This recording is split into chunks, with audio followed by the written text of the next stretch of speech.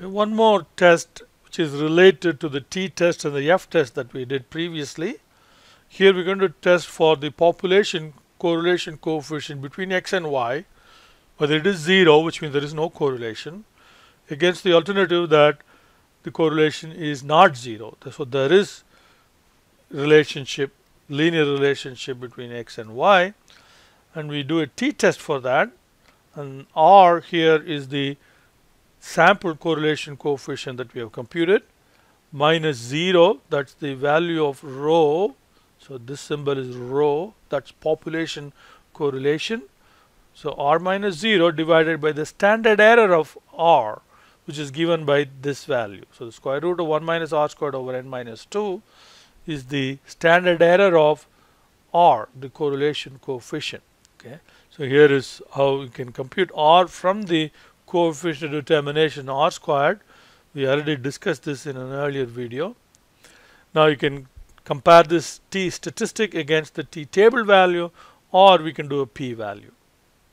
So let's look at our Excel example.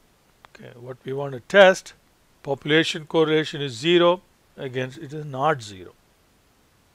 Okay, so let's say alpha is 5%.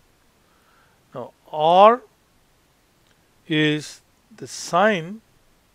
Okay, there is an Excel function called sign, which is +1 or -1 depending upon the value, sine of b sub 1. So we have b sub 1 right here, sine of b sub 1 times square root of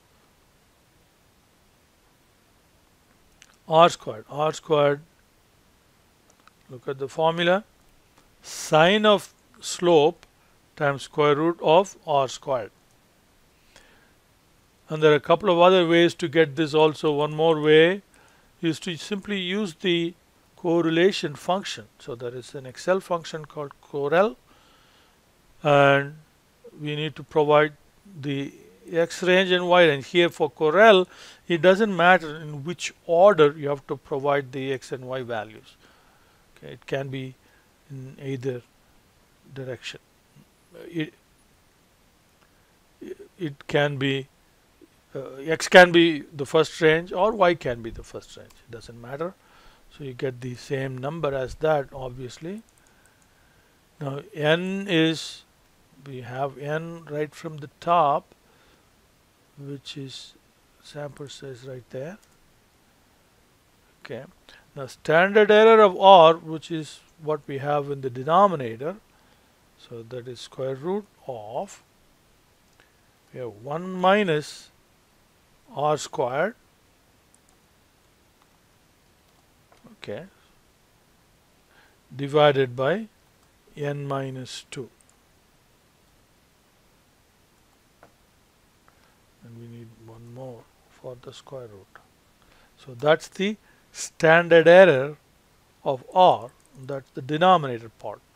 So t stat then is r minus 0, because the hypothesis is 0, divided by the standard error of r, and this t must be exactly the same as the t that we got previously when we did the test for the slope coefficient. So t is 8.178, okay, which is what we have here. The t table value is t dot inv dot 2t of 5%, and the degrees of freedom is n minus 2, or it is the same as the MSE degrees of freedom, okay, which is the same t table value from before. So the p value is t dot dist dot, this is a two-tailed test, 2t, so you need to provide the absolute value of t stat minus comma n minus 2 for degrees of freedom, which is close to 0. So the conclusion is, using t table, t stat is greater than t table, so we reject. The correlation is significant, or we can do a p-value based test also.